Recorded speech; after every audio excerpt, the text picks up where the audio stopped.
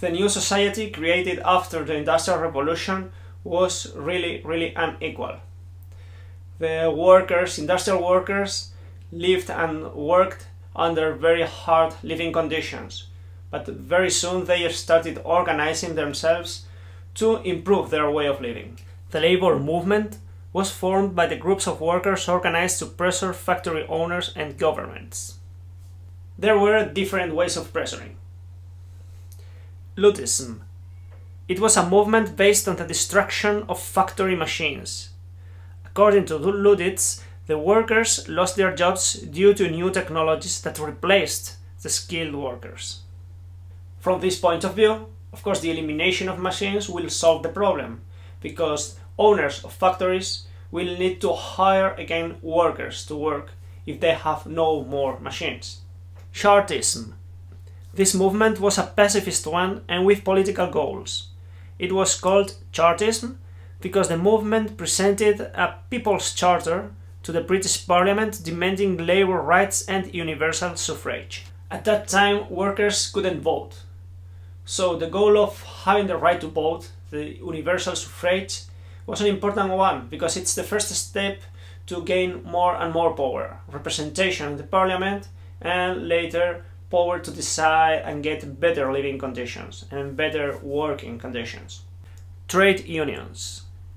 During the 19th century, people did not receive any help from the state in case of sickness, accident, death, or just the end of their working life at an elder age. So, workers formed mutual aid societies to help members in case of illnesses or unemployment.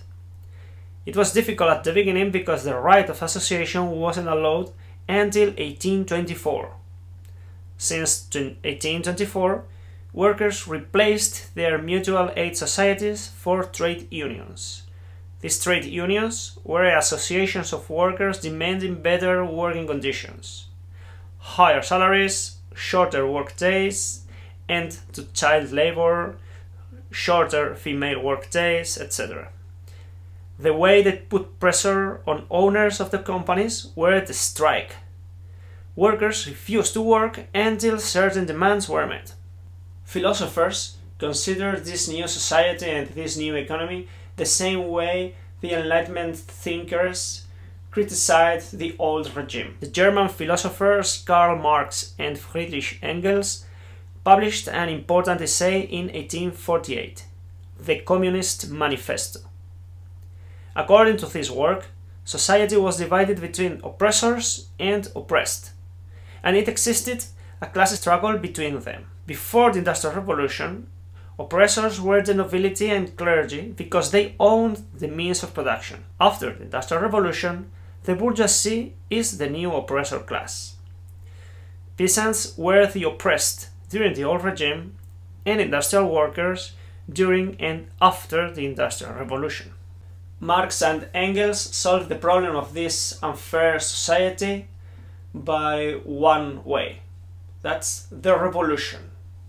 According to Marxism, after the revolution there would be a stage of proletarian dictatorship, just to eliminate the enemies of the workers. Once the revolution was secured, the new society will be created without classes, social classes, and without private property. At that point, the state would disappear because, of course, it won't be necessary. Political parties with social goals were created since 1875. They were the socialist parties.